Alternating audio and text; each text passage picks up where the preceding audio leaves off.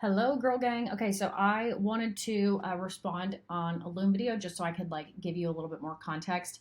I know a lot of you guys have traveling coming up. I have been in Florida for a week. I have another week, and I'm going to be totally transparent. I haven't been, excuse me, I haven't been as on top of my food as I would have liked to be. But there are some very simple things that I have done to at least get me in the right direction. So when I'm at home, like when I'm in my routine, when I have like my staples, when I have obviously cooking access and all of that, it's obviously a lot easier to stay on track than when you're on vacation and living out of a hotel or an Airbnb. So the first tip is to try and stay at an Airbnb over a hotel. Airbnbs typically have like kitchen utensils, and they have a kitchen where you can cook if you need it. Whereas a hotel, just depending on like how nice the hotel is, you may not have that option. And continental breakfast, it's great, but like it doesn't give you as much control as it would if you were able to cook in your Airbnb. So that would be my first recommendation, is to stick to an Airbnb over a hotel if you can, so you have that cooking access.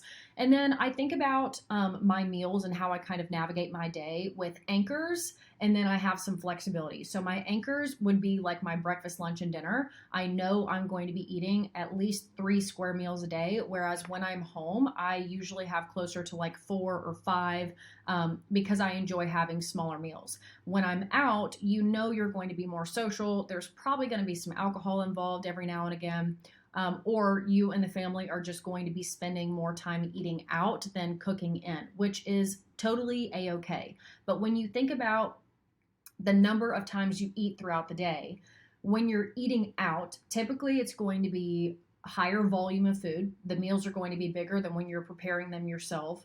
They're going to be more calorically dense because of the butters and oils and whatever else that they use to cook in those options, and they're not going to be as macro friendly. So if you think about that, the meal frequency throughout your day probably needs to decrease. We wouldn't be going out to eat 5 times a day like we would typically eat our 5 smaller meals at home. So if you think about it that way, that can help. But you also need to think about, like, when you are eating out, you don't necessarily have to order things that you wouldn't normally eat just because you're out. So for me, the first thing that comes to mind is mac and cheese. I don't really like mac and cheese, but mac and cheese is carb dense and it's very fat dense. Doesn't have a lot of nutritional value. It does not have a lot of protein, or it doesn't have any protein, maybe a little bit from the cheese, and it doesn't have any micronutrients or fiber. So if I wouldn't normally eat mac and cheese, then I'm not going to order mac and cheese when I'm out at a restaurant just for shits and gigs, right? So like I try to eat relatively similar to how I would eat at home.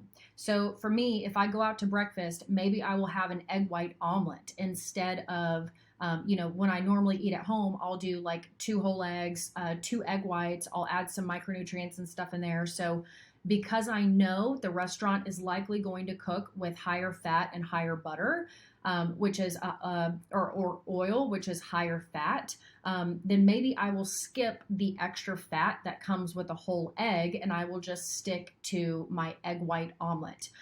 With an egg white omelet, you can have the veggies and like ham. You can add all the fun stuff inside, and maybe you have room for a carb on the side of that. So you could do toast. You could do a side of fruit. You could do 1 pancake. So you have your carbs, and then you have your high protein and your micronutrients in there. And then the fat is going to come from the butter and oil that they cook with. So if you think about, like, how can I identify per meal when I'm out to eat? How can I identify a protein, a carb, a fat, and a fiber? The fat, again, is likely going to come from the butter and oil that they're already cooking with. So I likely won't gravitate towards, cheese and avocado and nuts and like all of these higher fat foods, because I know I'm already kind of covering that fat macronutrient, again, with the butter and oils that they're cooking with. Now, it's really easy to just ask them, like, hey, do you mind cooking it in spray? Or like, do you mind cooking it in minimal butter and oil? And they will be able to do that. I mean, I don't think I've ever had a restaurant told me to like go kick rocks. So you can request that, and they will cook it in lighter butter and oil, which can be helpful. But again, it's going to be a little bit of a guesstimation. So when you're looking at your egg white omelet, You may be like, well, I'm not really sure. It's probably 100, 150 grams. I'm just going to track this just to give yourself a baseline. So you can think about it that way. And then, so what I was saying with like our anchors and our flexibility, because I know that if I'm, decreasing my frequency of meals from 5, which is what I typically eat while I'm at home, down to 3 anchor meals of breakfast, lunch, and dinner, I will also think about my protein intake for the day. When I'm taking my 140 grams of protein and I'm distributing that across 5 meals, it's a lot easier to hit that protein intake versus if I were just eating 3 meals, that means my protein intake would have to be, 45 grams of protein per meal. That is a big portion of protein for me.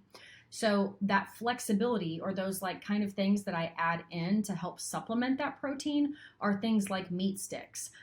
Beef jerky is such a great way to get in protein without necessarily getting in the other macronutrients. So that's like a really good snack option. You could also do a yogurt pod. That's a great snack option that is mainly protein. You can also do the Core Power protein shakes, and those can just be found in a gas station. So I'm not, and granted, take this with a grain of salt, because if you are in a specific cutting phase, or you're in a flush, or you're in prep, there are just certain things that you're going to have to do. And that is meal prepping while you're traveling, tracking every morsel of food within reason, obviously, and you're just going to have to be on track. Versus if you are just trying to build better lifestyle habits, if you're trying to have a vacation where you don't go balls to the wall and then you don't come back with like major remorse and shame around your choices, that approach looks a lot different than if you were in contest prep or you were in a very specific time-bound cutting phase or flush protocol. If you don't know what a flush protocol is, that's a-okay. You don't have to worry about it yet.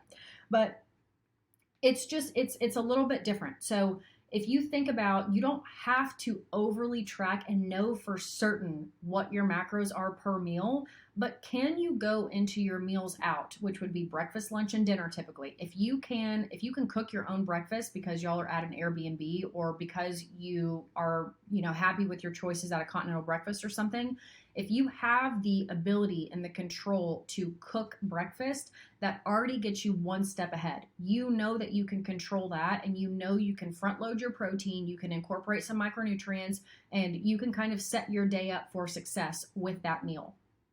If you guys are going out to eat, I kind of already gave you strategy around breakfast, but for lunch and dinner, it can be the same thing. Like, pick a protein. If you enjoy a steak, or if you enjoy grilled salad, or you enjoy shrimp cocktails, because shrimp is what? It's just protein. If you enjoy oysters, great, enjoy your oysters. That's protein, and you can track that. And then you have to think about, like, can I identify a protein? Can I identify a carb source? Can I identify micronutrients on my plate, which would be, some sort of fruit and vegetable or fiber? And, fats, it just depends. Like, if they're cooking it in butter and oil, you already got your fats covered. If you want to incorporate a little bit of healthy fats like avocado or nuts, great. Do it and move on.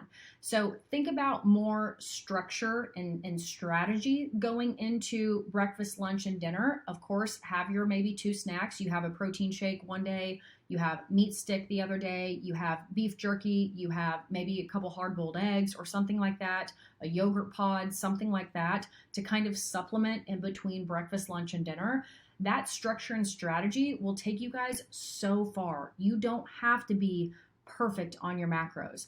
Does there still need to be some level of data collection? Yes, but I know for me, and, I check in with our head coach, Vicky here. I check in with her every week. And I didn't track my macros last week, but I took pictures of all of my food. And this isn't something that I want to get too in the habit of, because I do want to start tracking my macros again. And I do want to be held accountable to that.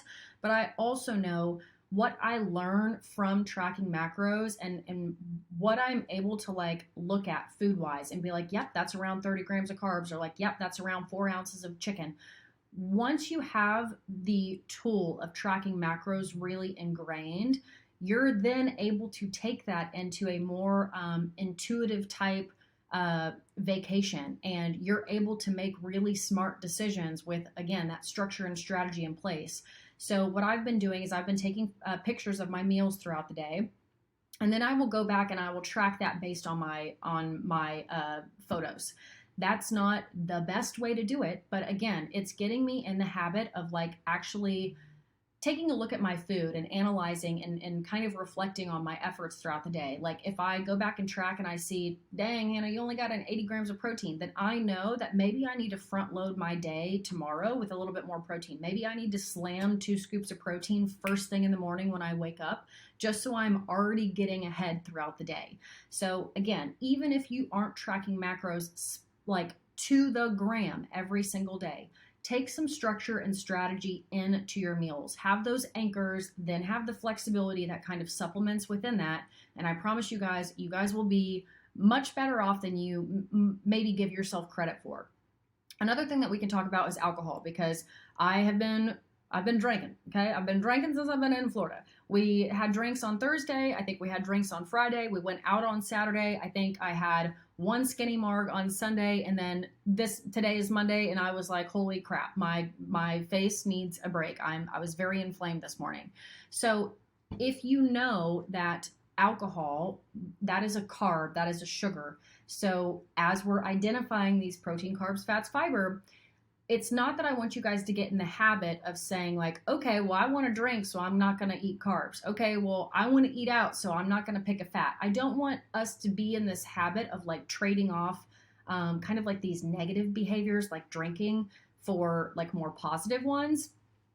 But if you can think about, okay, I know at dinner I'm likely going to have 2 or 3 cocktails.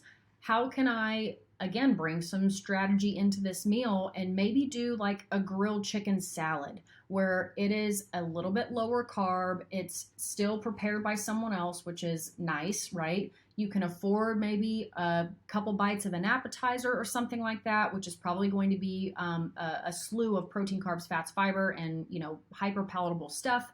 But where is your give and take? You know what I mean? It's like, that alcohol and cocktails, and that's going to be carbs and sugar. So maybe you don't go for the pasta, which is like very heavy carbs, right? Maybe you don't go for a loaded baked potato. Maybe you go for like a bare naked baked potato and you only eat half of it. So you can afford a couple cocktails. Again, it's not that I want you guys to get in the habit of like, oh, I have to earn my food, or like, oh, I have to cut back here so I can afford here.